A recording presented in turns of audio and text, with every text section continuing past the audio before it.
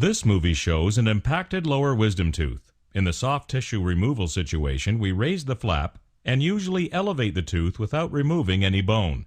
The flap is repositioned and sutured into place. The sutures dissolve and the area heals.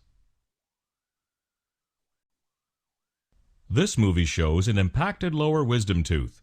In a partial bony removal situation, we first raise a flap, followed by some bone removal to gain access to the tooth. The tooth can then be removed with elevators. A bone substitute can be placed in the socket to aid in healing. The flap is repositioned and sutured into place. The sutures dissolve and the area heals.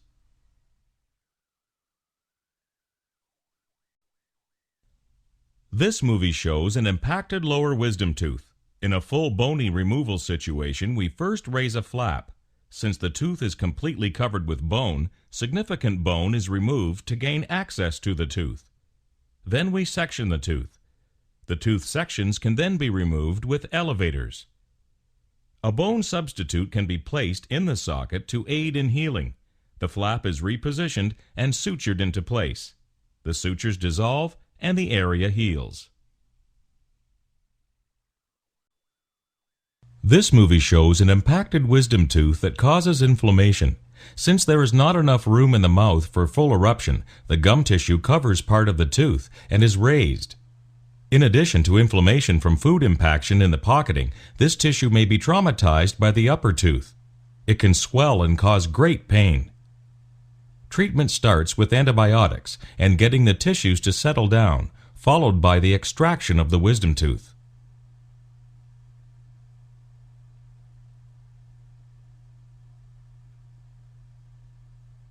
Once the tooth is gone, the gums recede back to normal. If the upper wisdom tooth does not touch a lower tooth, then it should also be removed. It will over-erupt, causing biting problems.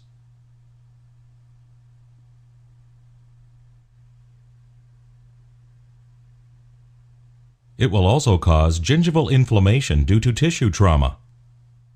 Removing it at the same time prevents this complication, and the patient has only one surgical appointment.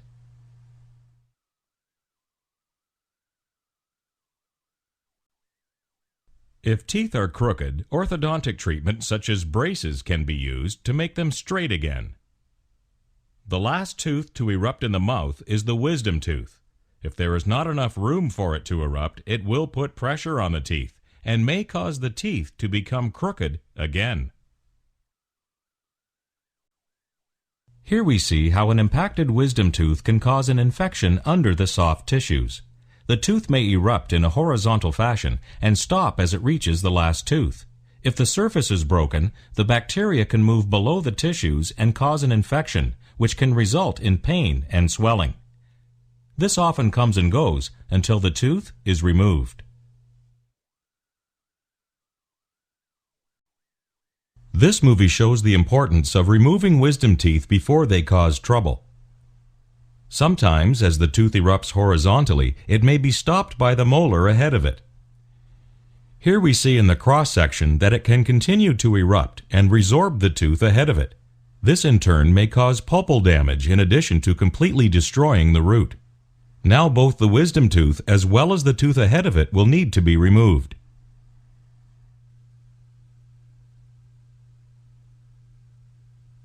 Furthermore, the opposing tooth to the one lost will over-erupt and may need extraction.